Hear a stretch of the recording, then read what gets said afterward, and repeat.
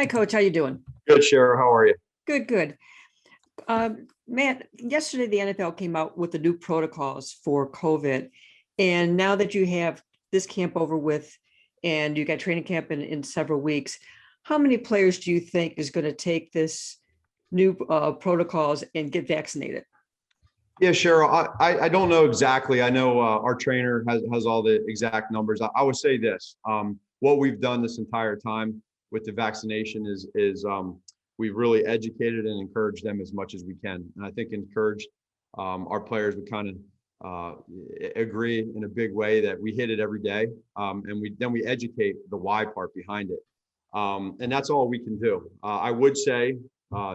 In general terms, that we're sitting in a really good place right now, and we feel good about where we're at as a team collectively, and that we want to just keep on going. Thank you. Yep. Matt, what do you want Justin to work on over these next few weeks before you get to training camp and seeing like that progress of just kind of grasping this next step for him? Sure. Yeah, Dion, for him is matter of fact, I look outside right now and I can see that he's out here talking one-on-one with some of our tight ends on a specific red zone concept that we had. And I think that stuff like that is when you're communicating and talking through why something didn't go the way you wanted it to go on a particular play, and you talk through it. Now, after you see these guys talking, you want to see the next time they run the play, you want to see it come to fruition.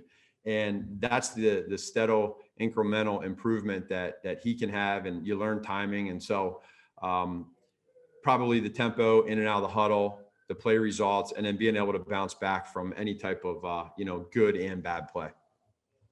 Brad Biggs. Hey Matt, I've got two questions. First, with a guy like Damiere Byrd, what kind of elements can he bring to your offense? What have you seen from him over the past couple weeks? And then I'm just curious if you can provide us a status on Bilal Nichols. Sure. So with Damiere, I think it's pretty evident of the season that he's had the past few years, and last year being in New England. What he brings is a nice element of speed and playmaking ability with the ball in his hands. And then the other part too, Brad, that I really like is he's really a student of the game. He's able to come in here and digest different positions and not make mistakes or make the same mistake twice. So that's a credit to him. I mean, he's new to this offense, and he's very eager. He's attentive in meetings, and you can see it on the field. So I'm looking forward to seeing what he's going to do now. Again, somebody like him that's new, what he's going to do in training camp and in the preseason, because he's done a great job so far. And then with Bilal, he has an issue with his toe. So we're working through that. And I think right now it happened the other day in practice. So we just got to work through that with Andre and kind of keep a status on that moving forward. But I feel like he's going to be fine. It's again, on the conservative level, we want to make sure that we don't make it any worse. Hey, Matt, forgive me if you've already talked about this, but I don't recall if you did. Now that we've talked to all the players, what are your feelings about the 17th game? And as a follow-up, what is your sense as to why so many seem so upset? Do you think maybe it's more general dissatisfaction with the CBA, or is it really a focus on the 17th game? You know what, Hub? For me, it's kind of, sometimes some people get heavily involved in that and they decide to have an opinion one way or the other. And you may not believe me when I say this, but whatever they say it is, that's what it is for me. And my mind just locks into that and I go. So I haven't really dove into my personal opinion too much as to the why part. I know there's a lot of different reasons why. And quite honestly, I listen to what people say. I think for us, what it does is it's certainly adding another game to the schedule. It gives you one more opportunity to get another win.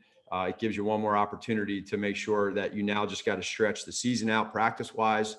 But at the same point in time, for me, I'm fine with it. And I think it's going to be good for us to adjust to and look forward to playing that 17th game. Thanks, man. Yep. Pat Finley.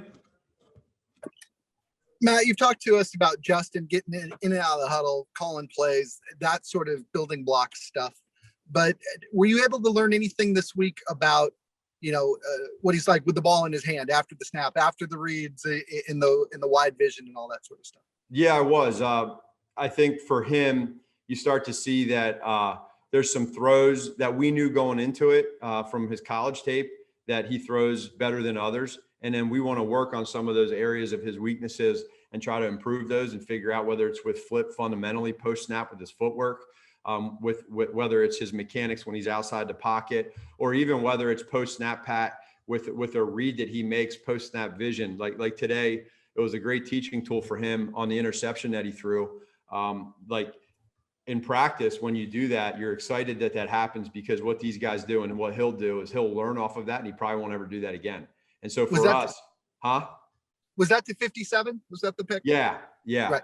So that throw there into the red zone, for him, we went through the progression of what you see post snap and why you don't throw it to that spot. And he gave me a great answer as to why he went there. And so now we as coaches see why he did it. We can correct him. And now the next time that play is called, I'm going to guarantee you that he won't make that same mistake. And now you got a chance to make, a touchdown instead of an interception. So, that's just one example. But what we're able to do now is we now have this entire offseason where we can just take all of his clips in, whether it's the run game, the pass game, the play action, the movements, the screens, whatever. And we can start saying, okay, this is where we got to get better. And this is where we got to keep growing. Dan? Matt, I got a quick follow-up to Cheryl's question and then a totally unrelated question.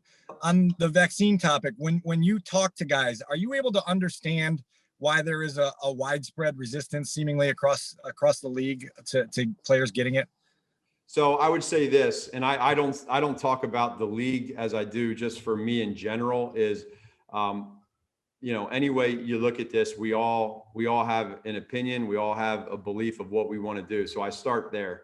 The next part is then we just take the education that we get from the experts, and then we're the conduit to the players. And I think what I've learned is that you can not talk about it and hope that people understand the whys or why nots and the everything that goes with it, or you can talk about it a lot. And we've decided to really try to hit it every day with these guys. And you never know, there's some questions that guys don't have, or that don't want to ask. And so I don't know why, other than I do know this: if you don't get your vaccination, it's pretty simple. You're going to be going and following the exact rules that we followed last year in 2020. And I can tell you right now, that wasn't fun, and it's a pain in the tail. So, for me, it was really simple, because every day I walk out of my office and I go to grab my mask and realize I don't have to. I kind of like that. My football question is, you made it clear coming out of last season that red zone efficiency was something that you were disappointed in and wanted to get better. I'm curious what your specific goals are there, and whether you have any sort of, surface level progress report after these last few weeks. Yeah, well, we're going to really emphasize the red zone in training camp. I think it's going to be important to look at that and to continue to hit conceptually what we have and then what our players do well. And when you get down in there, you can't kick field goals. You got to have touchdowns. It's just, you have to score points. And so there's some concepts that we'll keep. There's some concepts that we'll add. And I think schematically for us, we'll keep that with us. But I do like where we're at and being able to kind of see the why part, and then look at teams too that do a good job at running stuff in the red zone, and what's their whys and why is it? Is it just guys making good plays, or is it schematics? And so that's kind of where we're at, and we're excited in training camp to really put an emphasis on that. Stacey Dales. Hey, Coach, when you have new quarterbacks like you do, it seems like you want to build an offense around your quarterback. So Andy, and then it would obviously be Justin. Is there a sense for you now in year 4 that you feel like you're starting from scratch because you have new quarterbacks, or how is this thing evolving despite having 2 new quarterbacks on the roster, obviously heading into this season with Andy starting, and what's going to look different for us? Sure. Yeah, Stacey. I think for us, it's something where we got to decide, okay, our identity. And I know, and you talk about that every year, and we know what we want to be. But to your point also, when two of your three quarterbacks are new to the system, now it's about making sure that we do some things that we want to do that tailor who they are. And they've done a great job with that. Andy, we knew going into this that Andy is very open. He's also opinionated in a good way because he's had a bunch of experience. And so he's done a lot of this, but then he'll give his opinions on how he sees things as well. Justin's completely new, to this whole part. So for him, it's a lot more listening. But again, as they grow, they become more confident or have any concerns in a play, they get more vocal. And so what we're doing in our coaching staff, the offensive side of the ball, I think they're doing a really good job of tailoring all of this to those guys' strengths. And now we'll just have to kind of see and make sure that we're letting our guys play fast. That's probably the ultimate goal, Colleen King. Hey, Matt, I wanted to ask you about a couple of guys that you brought in after they opted out last season, Marquise Goodwin and Damian Williams. What were you looking for from them over the last few weeks to make sure they were ready to go, after a year off? And did you see what you wanted to see? Yeah, Colleen, there are two guys that we brought in here that we're really excited. Number one, that the shape they're in. You could go both ways with the COVID deal. When a guy sits out, you're not sure, okay, are they in shape? Are they out of shape? That's a major red flag and concern for a lot of people. But for both of those guys, I think with Marquise, everybody knows, he trains and has trained for the Olympics. And anytime you have an Olympic mentality, you're different. And so you're always, that's a minute by minute, hour by hour regimen that you're keeping your body in shape. And we were joking the other day, you see on the software services that we have on all these players, the data, you see their speed, and it has their speed locked in from when they were in college. And so some of these guys 10 years later are 4.31, 4.37, but really right now they're running a 4.58. And I was joking with him about it. He said, Coach, I'm faster now than what I was when I came out. And so that's, for him, that's never going to change. With Damian, again, a guy that has been in a similar style offense. So that part has been easier for him. But what I haven't talked about with both of those guys is that their mentality and their buy-in to this offense, to this team, to this organization is off the charts. And so that part to me is special.